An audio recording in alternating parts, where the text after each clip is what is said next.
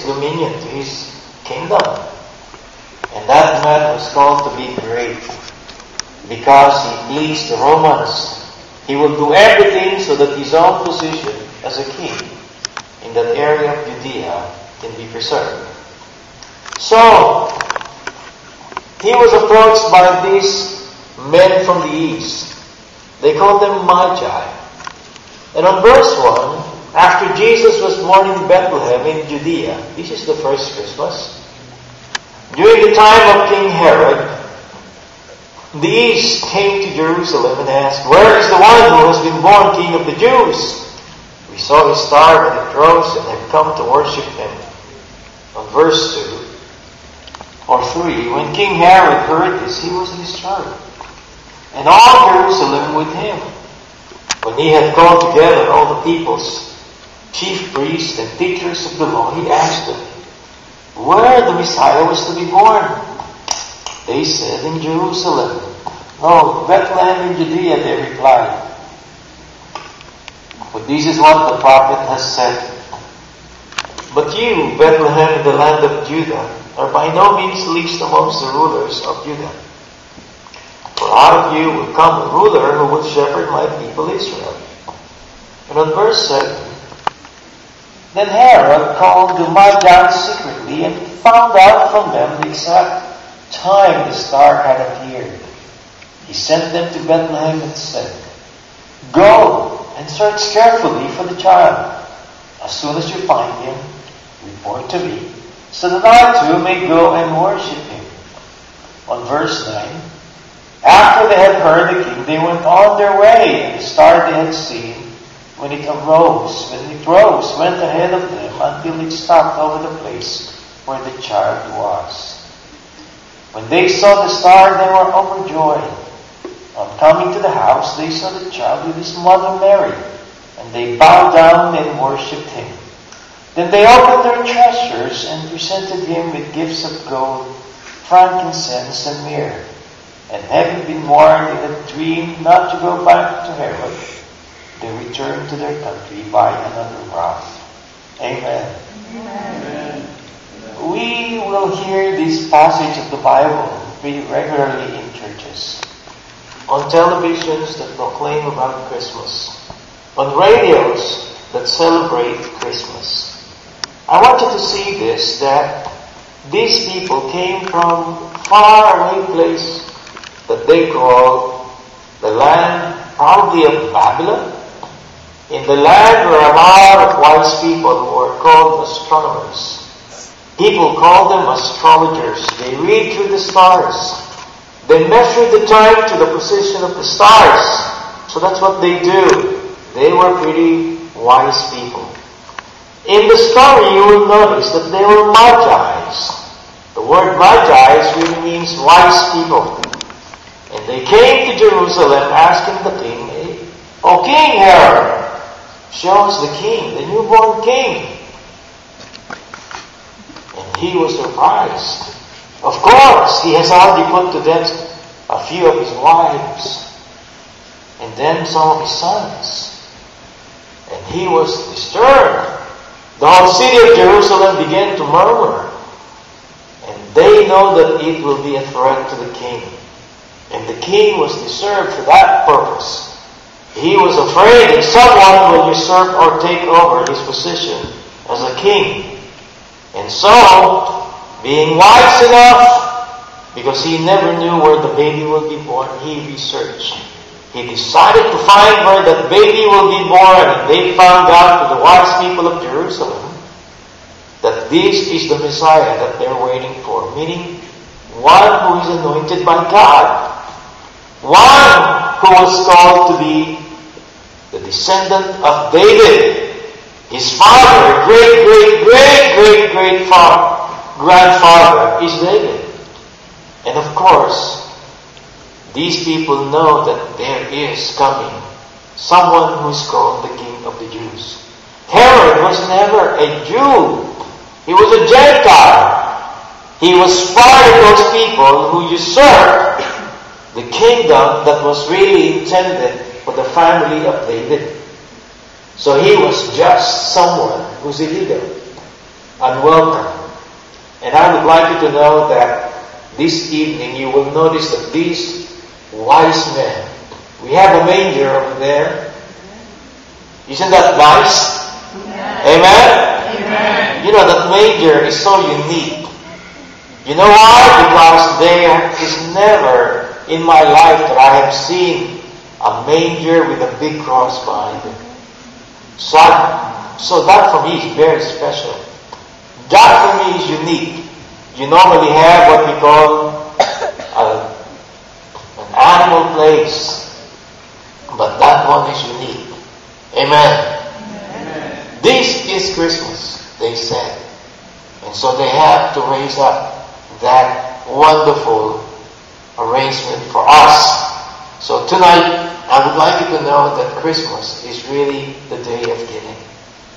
It's not all about you. It's not all about what you can get. It's not about people who continue to receive great things.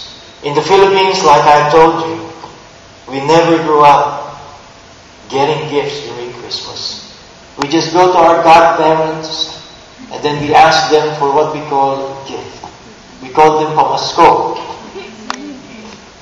And you know, it's so unique also that in the Philippines, we go house to house. That's the time we what? Sing right there at the doorstep. We sing Christmas carols. And we bring what we call tin cans. We tap them all up. We clap our hands. We sing as loud as we can. And they gave us a few cents. And that's good enough for us. We enjoy Christmas. But when we arrived here in the States, our first Christmas during 1981 was something that I will never forget. That's the most number of gifts I've ever received. My mother, my aunts, my cousins, my distant relatives came and gave me gifts. It was an overwhelming experience. It was this high. It was all clothes. It was all perfume, all cologne. It was all soap. It was a beautiful, beautiful day of the year. It was giving.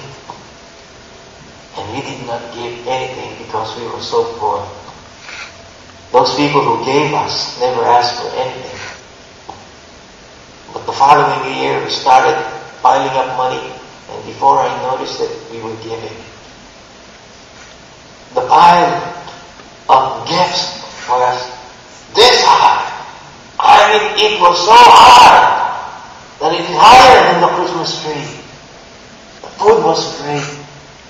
I've never eaten so much food in my life.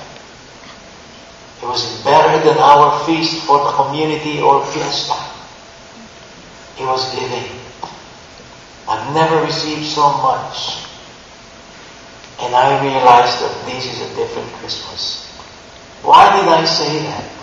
Because people give and they take. They give to receive. But here comes these people who came from the faraway place and they gave Jesus 3 gifts. It doesn't really mean that they were 3 men. No.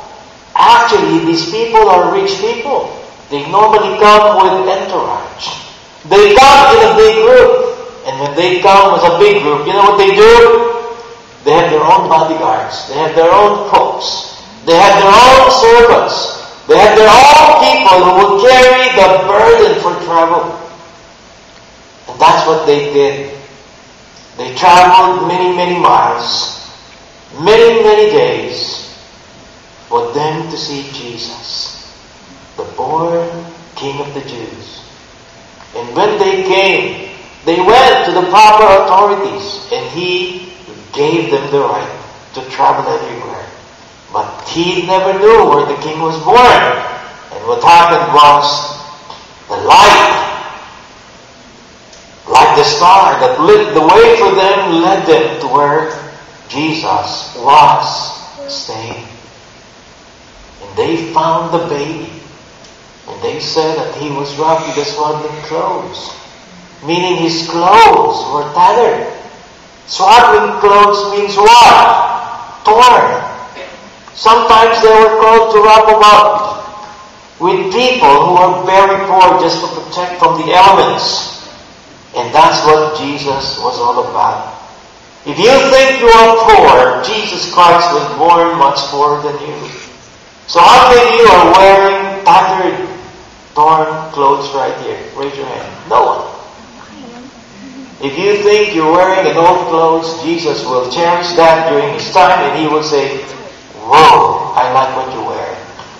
Even if it smells body odor, He will take it from you. People, look at me. Jesus was not born in a crib. He was born and put on a throne. When people will see that how they fed their animals, that's not His crib. And yet, the animals were kind enough to let Him there. Look at me, every one of you. Many of you were born in the hospital. I was never born in the hospital. I was born in a house. Because it's so expensive to be born in a hospital. A great majority of our 11 kids in our family were all born in the house. We never had a doctor. It's only a midwife. And Jesus was the same thing. He was born among the animals. And yet, these people who came from faraway place knew who He was. You know what they gave Him? 3 things. Let's say together, gold. The next thing is frankincense. The next thing is myrrh. There are 3 symbols portrayed in those 3 gifts. Number 1, Jesus was given the gold because He was a king. He was given frankincense because He will be holy. There would be no sin in the life of Jesus. The next thing they gave Him was myrrh, symbolizing when He will be suffering, that He will die. Myrrh is normally a ground, bunches of rocks that were given for preservation and to kill odor and to stop rottenness. And that's what Jesus was. And then He took all of them up to His parents. Christmas is a time of giving. How many of you can say, "I know my parents will give me something for this Christmas"? Say amen. Amen. One thing. When my mother was still alive, she would always send us money all the way from the West Coast.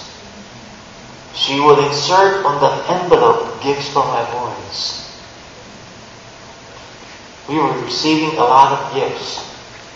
And I realized that Christmas is a season for giving. Young people, I would like you to practice giving. Because number 1, when Jesus lives, He always was willing to give. He gave His life for His parents. He served them. You know, I was talking to a young man last week, and I told this man, "How much do you earn?" And he says, "So and so, this much." I said, "You know what? When I was at the age of 7, I'm already working to earn money to help my family. At the age of 9, my mother knew how to take what I have earned from my labor and take it from me so that I can help the family. At the age of 12, we started working regularly. Right after school, we would go to the quarry to shovel fine sand. You know what he would do? Every Saturday, he knew that that's our payday. He would talk to my boss. And you know what she would say? Give me my son's earning. We need money or else we will starve. I learned to give at a young age. I learned to send myself to school. But you know, even though I give to my parents, this is what I told to this person that I was talking to. I was privileged. I was blessed to help the family. Young people, when you start earning money, help your parents. That's the best blessing you can do to them because God has a promise for you. Honor your father and your mother with the promise that it may be good for you and you may live long on the face of the earth. Young people, it's about time for you to begin giving back to your parents. It's about time for you to honor your parents through your labor. If you do that, God will honor you as well. God will bless you. And you know what I found out also? When Jesus was giving up His life, He thought about you. He loves you. Tonight, make a choice that you're going to give your life for the cause of your family, but most of all for the cause of God for you. I would like you to give, and I would like you to know that David was always saying, God, we thank you and we praise you, for you are good, and your mercy endures forever. In the book of Psalms, chapter 136, you will notice here that I will tell this to you, one of the things that he is thanking for. Number one, I give to you, O God, because you are good and you have done so much for my life. How many of you can say amen to that? Amen. Has God done great things for your life? If you have that, say amen. Amen. I give to God because I love to be part of building His church. Here, when you build up the church, when you give, you are building His family. I give to God because I want to be obedient to His word. I give to God because it's part of how I worship Him. I give to God because it takes away greed out of my life.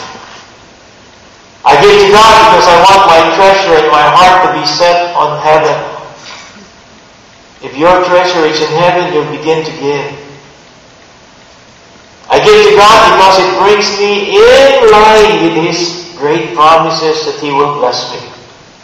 I give to God because I want my treasures and not my heart to be set towards heaven. Young people, it will take away a lot of entitlement from your heart the moment you start giving.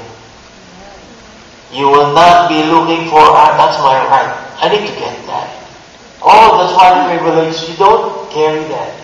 Because that's the mind of those people who are called the mind of poor people. You have that poverty mindset. I give to God because I want to be faithful steward of God. Meaning, I am a manager of what God has entrusted me. I give to God because I want to be where I am because I belong to Him and I am a gift that He gave me for the world. I give to God because it's fun. It is more blessed to give than it is to receive. I give to God because He has blessed me with His love, mercy, and goodness. I give to God because I want my life to have integrity and I want to live what I preach. I give to God because whatever I give, I know He will bless me back. I give to God because life is short. Let's say it together, life is short. You need to take advantage of your opportunity to be a giver. I give to God because I want to participate and be involved, not just as an spectator. I don't want to live as a life of poverty mindset. I give to God because I am thankful for many blessings and His provisions for my life. Those are the main reasons that David said, I give. And today, I want you to take a look at me. There is what we call God's provision for your life. When you give, God said it will be given back to you. God said, I will supply all your needs. I will meet you. I will sustain you. In Genesis 1:26 to verse 31, it says there that God has created something for the woman and the man, and it was a perfect place. It was a place that all of their needs were met. Look at me. When God restores you back, God will take care of you. When God brings you into His family, God will never forsake you. And He will give you what we call a life that He called blessed. He will call you into a life of principled prosperity, like the people of the Garden of Eden. They don't have any clothes because they don't need any clothes. But many of you will show tantrums when your parents will not give you the pair of shoes that you like to wear. I have talked to several people, and I counted the number of shoes that they have. Every week, as they go to school, as they go to work, as they go to church, they wear different kinds of shoes. I'm glad to say to you that my shoes today, it's made by Clark. You see, it's all worn out, isn't it? It doesn't have any more grooves to it. It's really smooth. I remember using this when I went to New York one winter. No, just this spring. They still have a big snow, but then I step on the ice and immediately I tumble back. Because it was so slippery, it doesn't have any grip. But am I thankful for my shoes? You betcha. How many of you would like to practice that kind of contentment? Amen. Amen. I was counting the number of jackets that I had. Some of them were just bought before spring started. Just like I'm wearing. You see this? It's an expensive jacket. The original price is $150. It's really soft.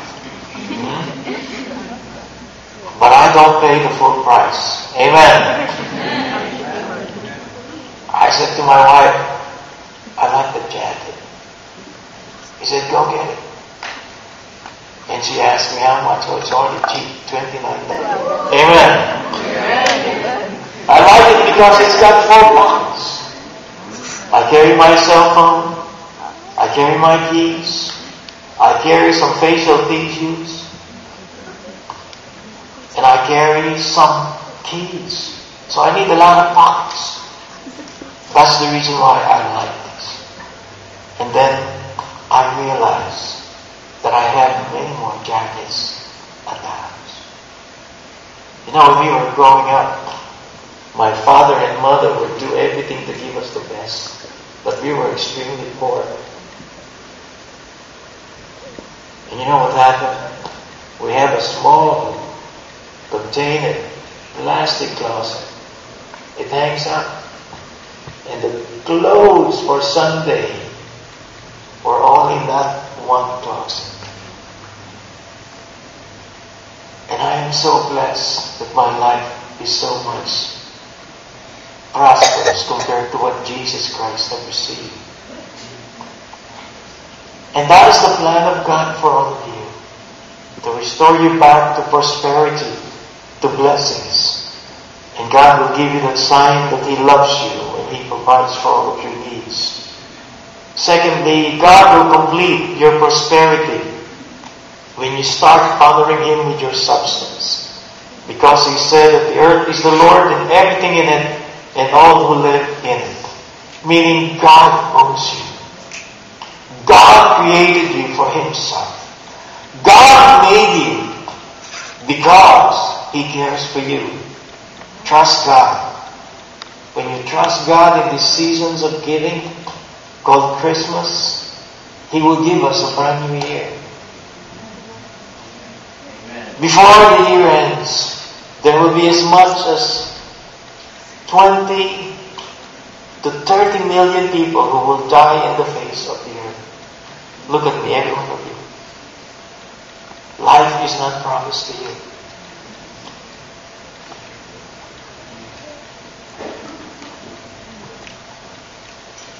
This morning somebody told me, Pastor, our sister so-and-so had one of her sons die. And then I was informed about a friend at the age of 32, he's dead. then one time I was reading the newspaper and this guy was shot. He died at the age of 18. And then I was talking to a friend 2 months ago. And he said, "Do you know these people?" I said, "Yes." "You know, their newborn baby died." Really? You know, death never respects any person of age. Whether you're white, black, brown, yellow, purple, or what. Either you're Chinese, you're white, Caucasian, you are Latino, brown, or what. Black African. Look at me, every one of you. That's the reason why Jesus Christ came to show us that even God Himself can give to us His life. I want you to give. I want you to offer your life to God because that's the best life you could ever live, is that life that He has given you, that you're bringing back to God. Tonight, I want you all to stand up and we're going to pray.